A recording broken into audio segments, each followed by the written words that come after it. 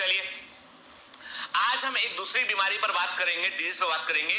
क्या है आप देख सकते हैं, ये क्या है? ये है one of the very common infection in humans, that is the ringworm. क्या है? ये है रिंगवॉर्म। ठीक है, किससे होता है? फंगस से होता है। अब देखो बेटा, कुछ बातें बड़ी ध्यान देने वाली हैं। जैसे कभी भी आप टिपिकली, ये बिल्कुल ये जो इमेज आप देख रहे हो ना, ये बिल्कुल एक टिपिकल रिंगवॉर्म इन्फेक्शन का इमेज है। ठीक है ना? इसमें क्या होता है, जो फंजाई होती है, यानी किससे होता है बेटा? ये होता है फंजाई से होता है। और फंजाई क्या होती है? फंजाई में होता है एब्जॉर्प्टिव प्रकार का न्यूट्रिशन होता है। फंजाई में एब्जॉर्प्टिव प्रकार का न्यूट्रिशन होता है। कहने का मतलब यह है कि फंजाई का भोजन लेने का तरीका अलग होता है, फंजाई के फूड लेने का तरीका अलग होता है। एब्जॉर्प्टिव मोड ऑफ न्यूट्रिशन को शो करती है। इसका मतलब यह है कि पहले तो हम अपने आप को समझें कि हम भोजन कैसे लेते हैं। हम जब फूड है हमारा, हम फूड को अपनी बॉडी के अंदर लेते हैं, है ना? मुंह से फूड को निकला, हमने फूड को पचाते हैं और उसको हम एब्जॉर्ब करते हैं। ऐसे ही होता है। इसे बोलते हैं इंजेस्टिव मोड ऑफ न्यूट्रिशन। इसे क्या बोलते हैं? इसे बोलते हैं हम इंजेस्टिव मोड ऑफ न्यूट्रिशन के, यानी भोजन को शरीर के अंदर लेना, पचाना, एब्जॉर्ब करना, इंजेस्टिव मोड ऑफ न्यूट्रिशन कहलाता है। लेकिन फंजाई क्या करती है? एब्जॉर्प्टिव मोड ऑफ न्यूट्रिशन करती है। मतलब फंजाई को जब भी फूड मिलेगा तो पहले ये अपना एंजाइम बाहर रिलीज कर देगी। सुनना बेटा बात को ध्यान से, इधर उधर मत देखो। अभी के लेक्चर शुरू ही हुआ अभी से। क्या बोल रहा हूं? ये एंजाइम को बाहर रिलीज करती है, तो फूड पे एंजाइम को रिलीज करेगी और एंजाइम जो है फूड को पचाएगा। यानी फंजाई की बॉडी के बाहर पाचन हो रहा है।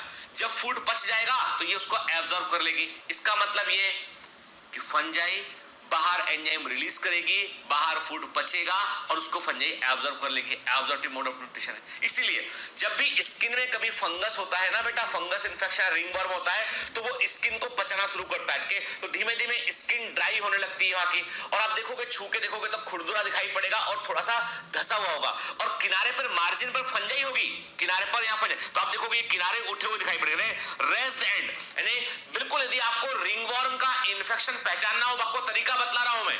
आपको लगता है ना कि आपकी बॉडी में फंगस इन्फेक्शन तो नहीं है, रिंगवॉर्म तो नहीं है, तो पहचानने का तरीका यह है कि आप सिंपली उस जहां पर आपको लग रहा है ना, वहां पे टच कीजिए और बाजू वाले हिस्से में टच कर, दूसरी दोनों उंगली, एक ही उंगली से टच मत करना, तो फंगस इन्फेक्शन फैल जाएगा। तो आपने टच किया, आपने कहा यहाँ स्मूथ है, यहाँ टच कर रहे हैं, यहाँ पे खुरदुरा है।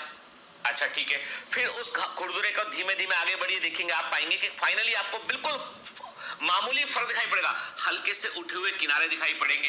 गौर से घाव को देखोगे आप, यदि आपके पास मैग्नीफाइंग ग्लास है उससे देखोगे तो आपको स्केल्स, पतले पतले स्केल्स निकलते हुए दिखाई पड़ेंगे। That is typical symptom of A ringworm. और ह्यूमन बींग्स में सबसे कॉमन इन्फेक्शन जो फंजाई से होता है वो रिंगवॉर्म है। जो लोग खेलते हैं, स्पोर्ट्स में इन्वॉल्व है, पसीना आता है और आपने टाइट कपड़े पहने हुए, पसीना आया और वो मॉइस्चर वहां प्रेजेंट रहेगा। और स्वेट में कई बार कुछ केमिकल निकलते हैं। कुछ लोगों को ऐसी टेंडेंसी होती है कि कुछ लोगों को अधिक बार फंगस इन्फेक्शन होता है। कुछ लोग बड़े परेशान रहते हैं, उनको लगता है कभी यहाँ फंगस हो गया, कभी यहाँ फंगस हो गया, कभी जो है पीठ पे हो गया, कभी जो है वो थाइज में हो गया, कभी जो है ग्रोइन वाले रीजन में वहां हो गया, आप नटके बड़े परेशान। वो ट्रीटमेंट करते, ट्यूब लगाते, फिर हो जाता है। क्यों ऐसा होता है? क्योंकि उनके पसीने में, स्वेट में there are certain kind of chemical जो फंगस को के लिए अच्छे केमिकल है। It's a good food for fungus. तो यदि वो प्रॉपर सफाई नहीं रखेंगे, मतलब ऐसे लोगों को दिन में कम से कम 2 बार नहाना चाहिए। जब भी स्वेटिंग, जब भी पसीना आए उसके बाद उनको नहा लेना चाहिए। उनको जो है वो एंटी फंगल सोप इस्तेमाल करना चाहिए। मैं सब बताऊंगा आपको, क्या कौन सा साबुन यूज करना चाहिए, कौन सा शैम्पू यूज करना चाहिए, डैंड्रफ से कैसे निपटना चाहिए, सब पर बात करेंगे हम। तो कहने का मतलब यह है कि कुछ लोगों की बॉडी की टेंडेंसी होती है, कुछ लोगों को फंगस कम होता है, ठीक है, कुछ लोगों को ज्यादा होता है, ये वेरी करता है। तो किसी को यदि फंगस की प्रॉब्लम है ना, तो घबराने की जरूरत नहीं है। आपकी बॉडी में देयर आर सर्टेन केमिकल जो अट्रैक्ट द फंगस के। और कई बार क्या होता है, कई बार हम फंगस की क्रीम लगाते हैं, ठीक हो गया, हमने यूज करना बंद कर दिया, जबकि क्रीम लगाने पर वो गायब होने के बाद भी आपको कम से कम 1 महीना क्रीम लगानी होती है, 3 वीक और क्रीम लगानी होती है।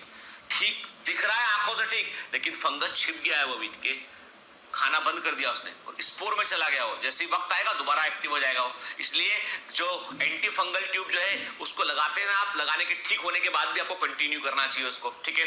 ठीक, तो ये तो अभी मतलब एक बड़े पते की बात बोलने वाला हूं कि यंगस्टर जो होते हैं आपकी उम्र में अधिकांश जो लोग होते हैं ना, they are very very active. आप लोग बहुत एक्टिव हैं, ठीक है, खेलते भी हैं, बाहर भी जाते हैं, आप तमाम तरह का जो पसीना होता है वो बड़ा कॉमन होता है, लेकिन आप लोग तो बहुत एक्टिव हैं, आपका तो मेटाबॉलिज्म भी हायर साइड एकदम।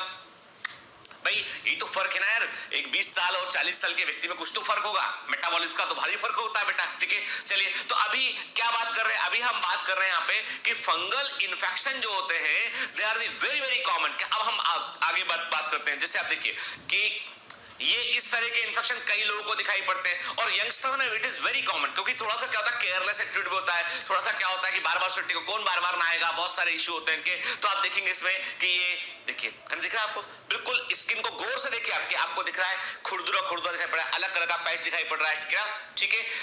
तो ये क्या, ये फंगल इन्फेक्शन को डिनोट करता है। कई लोगों को जिनका इम्यूनिटी काफी वीक होता है, उनको एक अजीब तरह का फंगल इन्फेक्शन देखने मिलता है, इसे बोलते हैं ओरल थ्रस्ट कहते हैं, ठीक है। मतलब फंगस इन्फेक्शन जो है वो जीभ के अंदर हो गया, मुंह के अंदर हो गया, और it is one of the very very indicative of AIDS, ठीक है। ऐसे लोगों का हम हमेशा जब भी कभी ओरल थ्रस्ट दिखाई पड़ता है, we always go for ELISA test, हम उसका हमेशा एलिसा टेस्ट करते हैं। एलिसा टेस्ट एड्स के लिए स्क्रीनिंग टेस्ट होता है, ठीक, क्योंकि एचआईवी इन्फेक्शन में acquired immunodeficiency syndrome, AIDS को कहते हैं, AIDS is acquired immunodeficiency syndrome. AIDS में या एचआईवी के इन्फेक्शन में जो है बॉडी का इम्यूनिटी काफी लेवल तक घट जाता है। तो वैसे में सबसे पहला सिम्टम जो कॉमनली देखने मिलता है लोगों में, उनमें ओरल थ्रस्ट देखने मिलता है आपको, ठीक है। तो ऐसे लोग जो है वो इम्यूनो कॉम्प्रोमाइज होते हैं। नॉर्मल आदमी को नहीं होगा, जिसका इम्यूनिटी नॉर्मल है, जिसका इम्यूनिटी बॉडी का नॉर्मल है, उसको ओरल थ्रस्ट देखने नहीं मिलेगा, लेकिन जिसका इम्यूनिटी डाउन होगा उसमें आपको ओरल थ्रस्ट जो है वो देखने मिलेगा, ठीक है। देन देख रहे हैं आप फंगल इन्फेक्शन, है ना, जब हो जाता है डीप से स्किन के डीप हिस्से तक फंगस पहुंच चुका है, तो ये थोड़ा सा फूल जाता है, ऐसा पूरा दिखाई दे रहा है फुट के। देन कई लोग जो डायबिटिक होते हैं, कि जिन लोगों को डायबिटीज होता है, ठीक है, उनके लिए सबसे खतरनाक चीज ये है कि यदि किसी को फैमिली में डायबिटीज है तो आप उनको बोलिएगा, किसी को यदि परिवार में डायबिटीज है उनको बोलिएगा कि वो अपने पैरों का विशेष ध्यान रखें। डायबिटीज में सबसे खतरनाक चीज होती है, वो होता है डायबिटिक फुट होता है। डायबिटिक फुट में क्या होता है, इन्फेक्शन पैरों में, मामूली इन्फेक्शन जो है बढ़ते बढ़ते पूरा पैर सड़ा देता है, पैर काटना पड़ता है। दुनिया भर में जो लेग एम्पुटेशन, दुनिया भर में जो पैर काटने की घटना है, लेग एम्पुटेशन मतलब पैर को काटना, के दुनिया भर में लेग एम्पुटेशन की 70% इंसिडेंस केवल और केवल डायबिटीज के कारण होते हैं। रिमेनिंग 30% चोट लगने पर घाव पक गया है और सड़न होने लगी, उसके कारण होगा, के कोई एक्सीडेंट हो गया है उसके कारण होगा। लेकिन 70% लोगों के पैर कटते हैं जस्ट बिकॉज ऑफ डायबिटीज। मैं आपको एक जो है, और वो इन्फेक्शन मामूली इन्फेक्शन से ही शुरू होता है, वो एक मामूली इन्फेक्शन से ही शुरू होता है।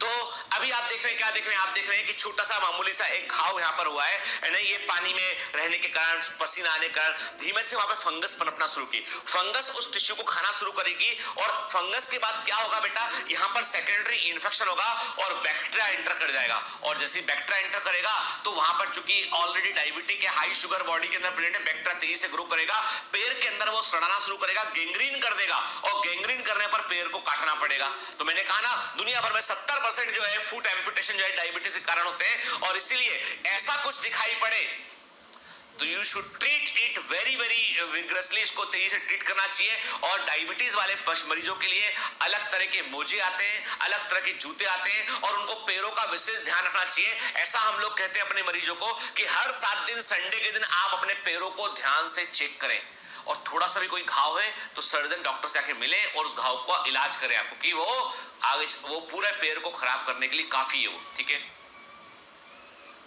ठीक, देखिए आप फिर देखिएगा कि पैरों में, कई लोगों के पैरों में, नाखूनों में आपको इस तरह का येलो येलो स्पॉट दिखाई पड़ेगा, व्हाइट स्पॉट दिखाई पड़ेगा, किनारे में भी आपको इस तरह दिखाई पड़ेगा। ये क्या है, ये भी फंगस इन्फेक्शन है। ये फंगस जो है वो किरेटिनोफिलिक फंगस है, किरेटिन खाने वाली फंगस है, जो नाखूनों में ग्रो कर गई है उठ के। बचपन में जब छोटे थे ना, तो बता रहा हूं, आपके आपके बचपन का मुझे नहीं मालूम है कि आप तो है चूंकि नई पीढ़ी के बच्चे हैं, आप तो आपने क्या किया कि हमारे बचपन में तो हम छोटे थे ना जब, तो कभी रात शाम के समय कभी हम अपने नेटिव प्लेस अपने गांव जाया करते थे ना, तो वहां पे कई सारे शाम के समय पक्षी लौटते हैं, कई शाम के समय पक्षी लौटते हैं, बर्ड्स लौट रहे होते हैं बाहर से। तो हम लोग क्या करते थे, आसमान की ओर देखकर जो है वो ऐसे करते थे, बगुला मामा दूध दे, बगुला मामा दूध दे। उसके अपनी फिंगर चेक करते थे, उंगलियां, ठीक है। तो नाखूनों में कई बार वाइट वाइट धब्बे दिखाई पड़ते थे, ठीक है। तो सोचते थे कि ये कहां से बगुला मामा ने दूध दे दिया क्या? एक्चुअली वो फंगल इन्फेक्शन हुआ करता था। तो ऐसा नहीं वो पहले से प्रेजेंट था वो, लेकिन कभी ध्यान से देखा ही नहीं। तो जब बोल दिया बगुला मामा दूध दे, तो देख लिया तो अरे हाँ, नाखूनों में वाइट वाइट स्पॉट हो गया है, that is a fungal infection. बाद में बात समझ में आई कि वो बगुला मामा का दूध नहीं है वो, ठीक है, वो खुद का ही फंगस इन्फेक्शन नाखून में लगा के बैठे थे, ठीक। देखिएगा नाखूनों में वाइट वाइट धब्बे दिखाई पड़ते हैं कुछ। ऐसा थोड़ी ना यार, तुम ही बच्चे रहे हो, हम भी बच्चे, हमारा भी बचपन रहा है, हम भी छोटे से बड़े हुए, लेकिन बात इतनी सी है कि ऐसे नाखून जो थे ये भी फंगस इन्फेक्शन है। तो आप देखेंगे कि आप अपने आसपास लोगों को चेक करेंगे ना, पाएंगे कि बहुत सारे लोगों को कोई ना कोई इन्फेक्शन प्रेजेंट है, और fungus infection is one of the very common infection, ठीक है ना। फिर ये कैसे, यदि हम झांक पाए इनकी दुनिया में कि स्किन में ग्रो करा कैसा दिखाई पड़ेगा, ये है फंगस, आप देखिए, ठीक है। ये ईस्ट की फैमिली के फंगस होते हैं, ये ईस्ट के परिवार के ही फंगस होते हैं। आप देख रहे हैं स्किन में किस प्रकार से ग्रो होते हैं, पूरी कॉलोनी बना के बैठे हैं, बड़ा सारा ग्रुप बना के बैठे हैं और खा रहे हैं स्किन को धीमे धीमे धीमे धीमे, ठीक है। देख रहे हैं आप, माइक्रोस्कोपिक तरीके से देखेंगे तो आपको जो है वो ग्रो करते हुए डिवाइड करते हुए फंगस दिखाई पड़ेंगे। तो इसलिए जो स्किन स्पेशल होते हैं, ऐसे फंगस जो इजीली ठीक नहीं होते हैं, तो उनमें कई बार ऐसा होता है, कई बार बड़े खतरनाक कोई फंगस आके स्किन पे इन्फेक्शन कर दिए होते हैं। तो डॉक्टर क्या करता है, वो स्किन का छोटा सा पैच निकालते हैं और उस पैच का फिर वो जो है वो एनालिसिस कराते हैं लेबोरेटरी में, और माइक्रोबायोलॉजिस्ट उसको देख के बतलाता है कि कौन सा फंगस है और किसके प्रति सेंसिटिव है। तो कई सारी एंटी फंगल दवाएं मौजूद हैं आज मार्केट में, कई सारी एंटी फंगल मेडिसिन अवेलेबल है। तो कौन सी मेडिसिन के लिए सेंसिटिव है हमको मालूम चल जाता है हमें, ठीक है। चलिए